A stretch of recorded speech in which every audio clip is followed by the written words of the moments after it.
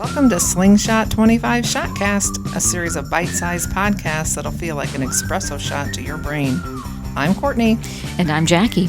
Something we've been thinking about is, oh my gosh, we've been thinking about so much about this, but we have been thinking about a recent article that we read about how employees want access to training. Weird. Seems simple enough.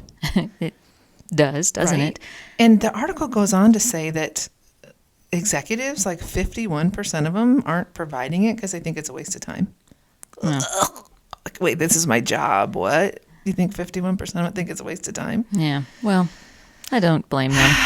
Why don't you blame them? Tell us about that. Well, I don't blame them because I think that there is a lot of investments in learning that isn't particularly effective or useful. I always think about, like, we keep jamming more Play-Doh into the Play-Doh factory, and we're not getting anything on the other side of that is, I think, terribly useful to creating better workplaces, better business results. That's that's a lot. That's a lot. So let's unpack it a little bit. Yeah. So one of the things, and you guys have heard you've heard us say it a lot on the podcast, like, we get over enamored with acronyms, techniques, quick fixes. Like, leadership is a skill. And part of the reason that it might miss the mark is that we just don't really understand what leadership is. We have, like, there's a big gap between knowing we need it, recognizing it when it's there, and then the solutions that we put in place, we get very systemic, we get very left brain, we get very process oriented, and that's not actually how leaders are made. It's like, where do leaders even come from? We're getting it wrong. Yeah. I think we get leadership wrong right out of the gate a lot. And so consequently, we don't end up targeting with our learning solutions. Of course, now I just want to point out we've made a sudden leap into leadership training. And I think that the training that this was talking about was probably a combination of all sorts of training. But because we are the people who put leadership learning into the world, we're going to focus in on leadership training. And we see that there's a lot of content, and we've been associated with some of these programs. You and I, we're both certified in different kinds of programs out there. We won't name them. But so we've seen a lot. We've been around the block a few times. We've sat in on a lot of training. We've delivered a lot of training that was designed by other organizations. So we've seen a lot.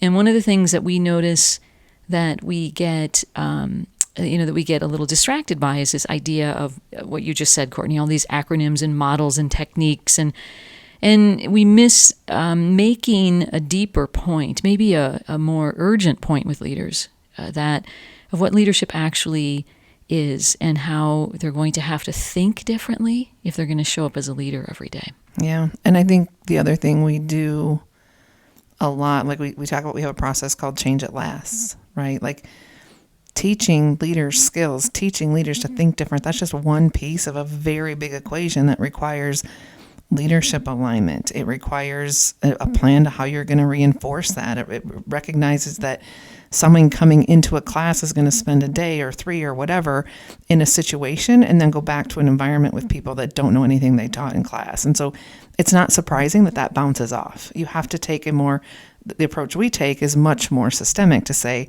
are the leaders aligned about it from the beginning? Do you have the right pool of people that are moving in that direction? Are you providing learning opportunities that align with what you want? What are you doing on the back end to reinforce it? Like, the whole system, it's got to be carried all the way through. Right. In order for it to work. So it's not surprising. Like, yeah, you bought a class and it didn't magically change the world. Well, how could it? You didn't look at the whole world when you implemented it. Yeah, and that's a really old conversation, which is what makes this all the more frustrating. It's an old conversation that, what the training department would often refer to as the magic classroom, that these executives in question, somehow hold this idea that you send people into the magic classroom and they come out completely changed and done, baked, ready to go. And no one really thinks that we sort of passively think that. We end up sort of falling into this pattern of believing that is somehow true without really believing it. Or super being frustrated when it's not true, even though we didn't really expect it to be true to begin with. Yeah. Yeah. So I think this is, so it's kind of frustrating that this is still an ongoing argument. Because we know, if I can go back to the Play-Doh factory analogy, you all remember the Play-Doh factory where you shove the Play-Doh in, you put the lever down, and then it came out the other side. But it's like we keep shoving this stuff in and we're pulling the lever down, but it's all, you remember how some of it would kind of bleed out the sides and be very frustrating. This continues to happen because there's nothing on the other side of the classroom. Number one, the gazintos into the classroom, we get that wrong. And then there's nothing on the other side of the classroom that really holds, leaders accountable or creates an environment that reinforces those things. All of that stuff has to be working together, or you are going to be wasting your time with training. And so the things that, if I can just make a comment about the gazintos in terms of what has to happen in that classroom is to open leaders' hearts and minds to the idea about, it isn't about technique, it's about how you think. And how you think is changing yourself from self-focused to other-focused. And that's easy enough to say. And we oftentimes get, yeah, I got that. Yeah, servant leadership, right? Been around since the early 1970s.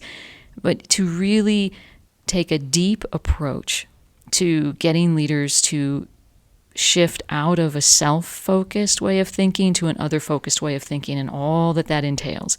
And we spend a lot of time getting leaders to, when they say, I got this, that we remind them, yeah, you don't quite got this. And we spend a lot of time trying to really make that shift.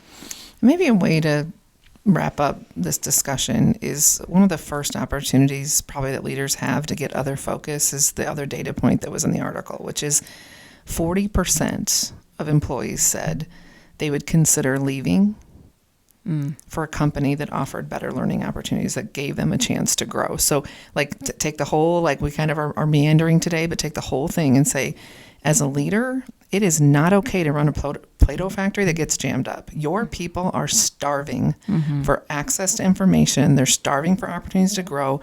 They want to be in a place where they know that their growth and development is valued. You see them and you want something better for them. That's a cool opportunity as a leader.